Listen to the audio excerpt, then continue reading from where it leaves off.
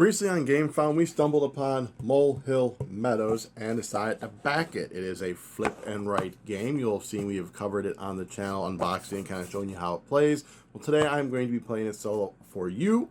So after this brief interlude, we'll get to the table and have me playing this. Alright, here we are set up for our solo play of Molehill Meadows. There's really no difference except that there's only one player and one sheet. And the other thing I will turn to is this solo mode sheet here, because there's certain goals you can try to achieve. So we have our player sheet in front of us. We have our two goals, goal 1 or bonus 1, bonus 2, and I like to put them in numerical order for bonus 1 and bonus 2. Now to finish setup, we are going to draw the top 3 cards from this deck, one at a time, and put them as additional rocks on our sheet. So first thing we have is we have a bun, which is the square. And looking at my bonuses, I'm going to get a victory point for each one of those flowers, which are all up here. And 10 victory points if I avoid creating any additional molehills, which means I don't dig through these. So I'm probably going to want to try and cover those up with the bun. So I think our bun is going to go right here in this one. So this is going to be an impassable stone that I cannot dig through, for it is stone. So this is going to basically just be like all these other stones, except I'm drawing them. Early bird. This is a funky looking one. Let's go with that one. It'd be dink, dink, dink, dink. And not blocking off too much, so yeah. So it's kind of this W type of shape. Plus more of the molehills I can get out of my way so I don't accidentally do them, the better. There's that one. And our third rock is Little Snooze. Little Snooze, I think we're gonna just... So if I knock that one out, that will free me up here, but it will kind of limit how I can go in there. So I think instead we're going to grab this one and kind of consolidate all of our rocks. Like so. And finish that up. Alright, so there is the rest of the setup. Let me quickly go over the rules. I'm going to flip over a card. It's going to have a shape, as you've seen, and I'm going to draw that on my map. The first shape needs to start from my initial little mole hole right here, and I can go off anywhere. The only thing is that I cannot connect to my existing network on more than one flat side, so I can't like loop this around, and I can't, you'll see as I go along. If I cover up a worm, I'm going to mark off stuff over here. Once I get both boxes, I can use that power at some specific time. The first one is I double the number of worms and coins gained, plus an additional worm. The coins are treasure, which I'll cross off over here. So that is those ones. I'll cross off 1. If I get down here, I'll cross off 4. Here, I'll cross off 2. And then if I get double, I'll, of course, double it. The next power is the next tunnel can touch more than one face, so that breaks that rule. Additionally, now you have dig the next tunnel twice, so you'll just draw the tunnel and you'll draw it again. Dig an additional tunnel made up of 4 squares. They all have to touch, so you can't do 4 diagonal squares. It has to make some form of the shape. And then if you use these in combination, you'll just draw that same exact shape again. Then an additional tunnel made up of 6 squares, so same thing except with 6. As you mark off these boxes here, they become a treasure coin. And then if I mark off this one, access to storage is when I flip over a piece, I can put it here to put out later.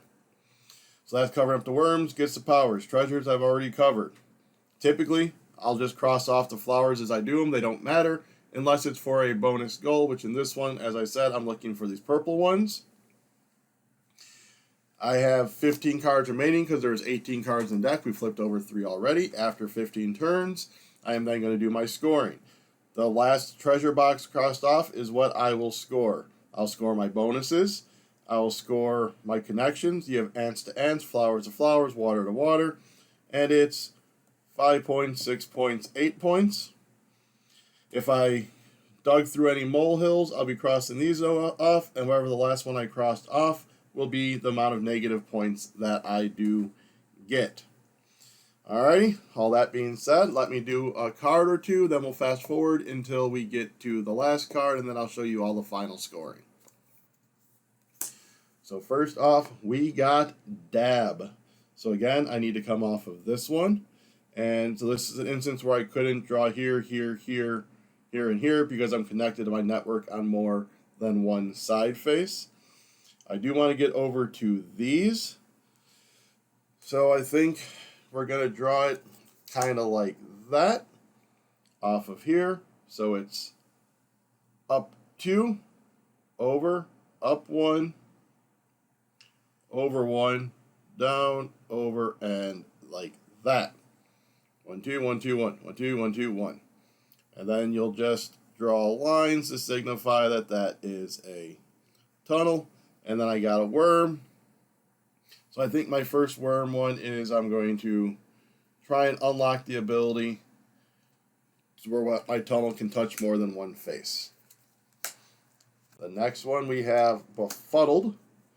So this could be a good one if drawn right. So I can go over 2, up 1, then 1, 2, 3, and then down.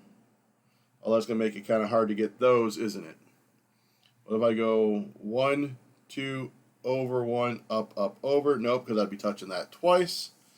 Maybe I might work down to try and create connections. I know I'm in the flowers, so I could work my way up this way to try and get to that. I think that's what we'll do, and we're going to kind of draw it that way. So over 2, so wait, over 1, up, 1, 2, 3, down, and I can hopefully loop around there. That seems good. So we go up 1, over, up, over 1, 2, 3, down 2, over, up 1, over, down, over. And then we just draw our lines. That didn't give us anything because we're not collecting those flowers, but I still think it's a good job. Alright, so let me go through the next, 13 cards, 12 cards, and then we will be back with the final card and the scoring.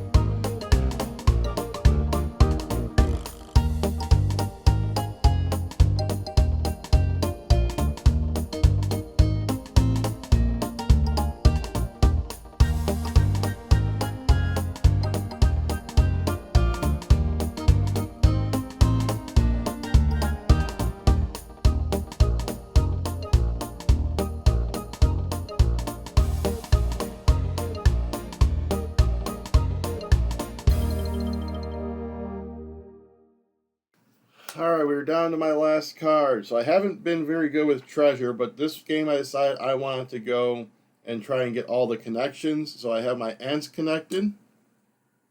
I have my water connected. So now I just have to get my flowers connected. So even if this card doesn't do it, I did unlock the one where I can draw one made up of 4 squares. So I can easily just go 1, 2, 3, 4 if I really want to. So we'll see what this one is. Well fed. So I am probably going to have to do that there because I can't get that drawn. So if I do a 1, 2, 3, 4, can't really get the treasures there with that one. I can get that one treasure there. Well, let me first do this. Dig an additional tunnel made up of 4 squares. So we're just going to go straight down. 1, 2, 3, 4. Stop right before that molehill. It does give me an extra worm, so we'll just convert that into another treasure. So I think we're going to just go off of up here. And down, over, over, over. Cross off. And that gives me a treasure. So I didn't do good with my treasure points, but like I said, I got all my connections, which was my plan. So treasure is 3 points. Bonus card 1 is 1 point and 6 if all are tunneled through. 1, 2, 3, 4, 5, 6, 7, 8 of those. So 8 points plus 6 is 14. I did not create any additional molehills, so that's 10.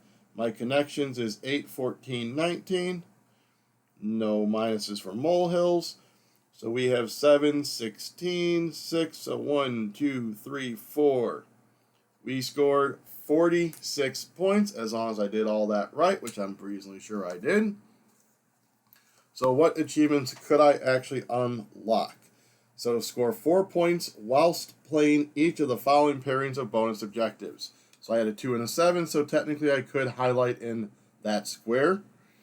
Complete all 3 connections while scoring 35 plus points. I did that. I didn't use all the powers. I didn't collect all the treasure. I didn't score 50, 60, or 70. And I did not collect all the worms. So you know what? Don't tell the bride I'm doing this. So I completed all 3 connections. So we'll color that bad boy in. And then 2 and 7. We completed that. There we go. So I have completed a couple of the objectives. So now I can work on doing them even more in the future. Alright, so again, that was Molehill Meadows. A really cool looking flip and write, because as you saw, a lot of the shapes aren't like your typical ones. You got the snake, you have an H. At the beginning, you had that early bird, the befuddled, that looks like a question mark. So I really like that it's a bunch of different unique shapes you're not used to seeing and having to try and manipulate around there. And as you saw, you can choose which paths you want to go. Do you want to try and go big on connections? We're going to go big on collecting the worms, unlock all the powers, or just trying to spread out to try and get the big treasures to go big there. So I enjoy roll and writes that have those different paths to victory that you can choose. Sometimes it is influenced by this as well. Obviously not creating additional molehills. I know the one that we played with, if I would have done what I did here, I would have got even more points because it was based on how many connections you made. Alright, so until next time, just keep digging!